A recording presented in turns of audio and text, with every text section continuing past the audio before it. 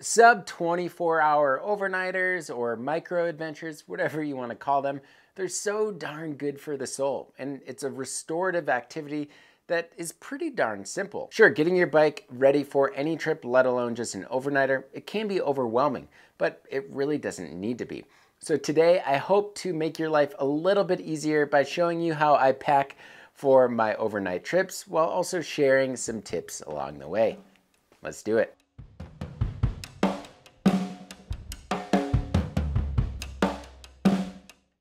This video is supported in part by Salsa Cycles. Salsa is adventure by bike. Salsa makes mountain, gravel, all-road, and fat tire bikes, each designed to enrich and enhance their experiences. Salsa really does understand that adventure by bike changes lives. So to learn more about their products, head to salsacycles.com, or you can click on this card right here. As I mentioned in a previous video, overnighters, they're simple. They're not far from home trips that allow you to not only dial in your kit, but learn and simply escape from the routine that is our lives. That's what I was able to do a few weeks ago on some local trails. So I'm going to reference that experience and this rig right behind me here. This is the Salsa Cycles Timberjack. However, my rigs are very similar for basically all overnighters, be it on a drop bar bike or a flat bar bike.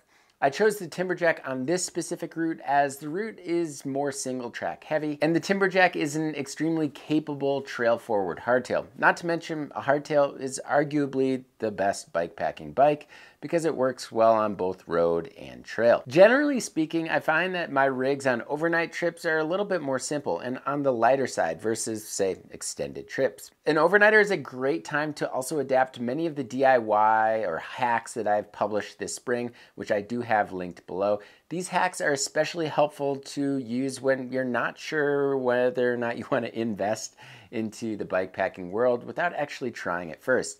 And the best way to try it is to simply go out on an overnighter. Also, don't forget, if you're going with someone else, make sure to share gear. I just published a video last week which shed some light on the benefits of bikepacking with others. I have a variety of links below, including that one that will simply help guide you through this experience. So I've been playing around with more and more racks this year, and the beauty of the rack gives you the opportunity to use all of your dropper post travel. Something you simply can't get with most seat packs. With all of these new racks, I definitely feel like I need to provide a video on this topic, so I will in the coming weeks. So during this trip, I ended up using the Tailfin Alloy Aero Pack, and it was the first time I used it, and I really liked it. But there are loads of seat pack options on the market, and the simple dry bag and strap attachment does a great job in a pinch. I really like to put things in the back or behind my saddle that I won't necessarily need during the day. While some of that gear obviously does carry over to my handlebar bag, I'll never open the seat pack or rack system during the day.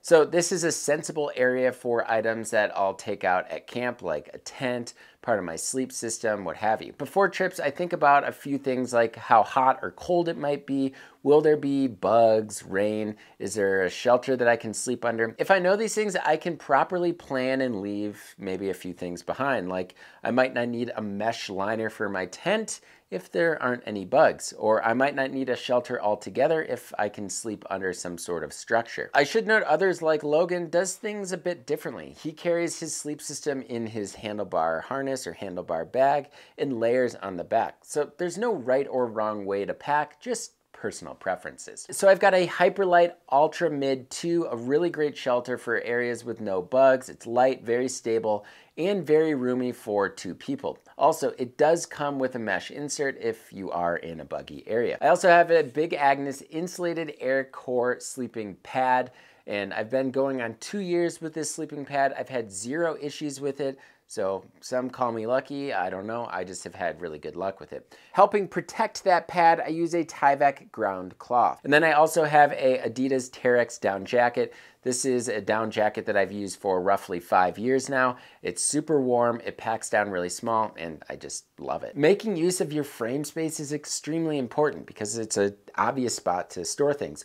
But oftentimes some custom options are pretty expensive. So you could mix and match by using a half frame bag or a wedge and using the mounts for water bottle cages. But I do find that if you truly want to maximize that space, a full frame bag is best. And that's what I used on this trip, this Rogue Panda custom frame bag. The frame bag is typically where I'll carry a variety of things that might not fit well in my seat pack or handlebar bag, or perhaps heavier items, as the main triangle of the frame carries heavier items better than the front or the back of the bike. This is where I'll also carry some extra food and typically my dinner. Dinners on overnighters can be strategized in a different way from multi-day trips. If you leave midday, you can easily bring along pre-prepared food such as a sandwich or a burrito from your favorite spot in town. The nice thing about this is that you don't necessarily need water to warm up or even use for a dehydrated meal.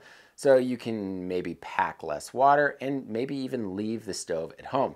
That is, if you're okay with cold coffee in the morning. Speaking of water, I'll typically leave a filter at home if I know I can get water en route from, say, a spigot, or if it's safe to simply use just taps. What you won't find in here is 2 or 3 days worth of dinners, breakfast, and instant coffee, which saves a whole lot of space. So what I have at the bottom here is the Apidura Frame Pack hydration bladder. It fits this frame bag really well, and it fits 3 liters of water. I just did a review on this and it's linked in the description below. For this specific trip, I did carry a stove because it was a little bit cooler out, so I did want a hot meal and I also did want hot coffee in the morning. 9 times out of 10, I find myself bringing the MSR Pocket Rocket 2 stove kit, the 0.8 liter one. I've yet to find a more compact and simple stove solution. I also carry a camp kit, and typically it's just a bag full of things: lighters, toothbrush, toothpaste, a trowel, wipes, headlamp, tent stakes, and Leatherman, I believe. And then obviously, as I mentioned, I'll have dinners in here.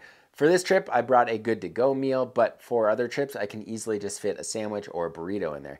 And last but not least, a little bit of whiskey. I always bring a little flask just to, sip on during the evening. It's a nice little way to wind down. There are a lot of options to carry gear on your bars, but the typical setup on my bikes is some sort of harness-like system, like this soon-to-be launched Rogue Panda Designs handlebar harness. I like harnesses because they hold the weight really well, but they're also super accessible when you need to get something out of them.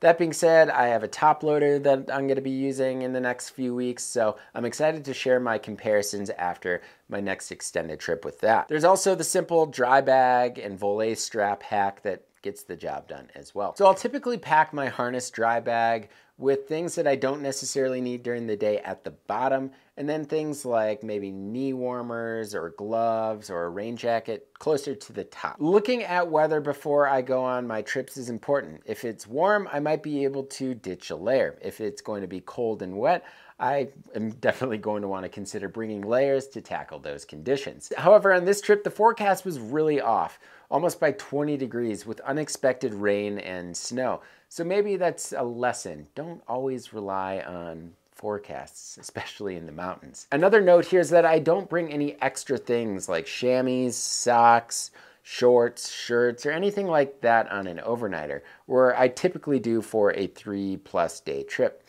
So I'm saving a bit of space and weight by keeping that stuff at home. All right, so what I have in here is my sleeping bag, my big Agnes 32-degree sleeping bag, all the way at the bottom. I'm not gonna need to access that during the day, so it's all the way down there. I can take it out when I get to camp. And then I have a bunch of layers like long johns, boxer briefs, a rain jacket, a long wool shirt, knee warmers, some warmer gloves, and then a buff to just keep my head a little bit warmer. I would never go on a trip without a top tube bag, and that's the best way to carry snacks, in my opinion. Not to mention, it's a good reminder to eat while you're bike packing because, well, it's right in front of you. I typically go with a larger top tube bag to fit all the good snacks in there, but you could get away with the smaller volume top tube bag if you want. For this trip, I was all matchy-matchy, so I stuck with the Rogue Panda Designs Alamo Gordo that matches this frame bag. For overnighters, I tend to bring all of the snacks I need for both days, and typically more than I need, as overpacking on food is never a bad thing. I typically bring what I'm craving when I go to, say, a convenience store or a grocery store prior to my trip. So that typically includes bars, dried fruits. I really like dried mango. Sour Patch Kids definitely makes the list. Beef jerky almost always makes the list, and just some sort of nut mix. And then extras. Extras is really anything that just attaches to your bike in a not so typical fashion or a not so popular area of your bike. You could strap something to your fork, especially if you had fork mounts on your down tube, right up here on your top tube, what have you. In this case, I attached my repair kit to the down tube just to keep it accessible, as this frame doesn't have a lower compartment access point. I also didn't mention on the non-drive side of my frame bag, I've got a tube, multi-tool, pump, and then I also have chain lube in there. So I also carry a fanny pack with some luxury items within that fanny pack, like my camera, my GoPro, some batteries, maybe even a cache battery to capture the experiences to make these videos. Logan also mentions that he no longer leaves home without a camp chair for his overnighters, so carrying luxury items is not a bad idea, especially if your overnighters are casual and short, where you might be spending a little bit more time at camp. So I know there's no right or wrong way to pack for an overnighter. This is just how I typically do it. So if you have any tips or tricks on packing for an overnighter or any questions, leave it in the comment section below. As always, thank you all so much for watching, and if you haven't already done so, make sure to hit that subscribe button and notification bell. And until next time, pedal further.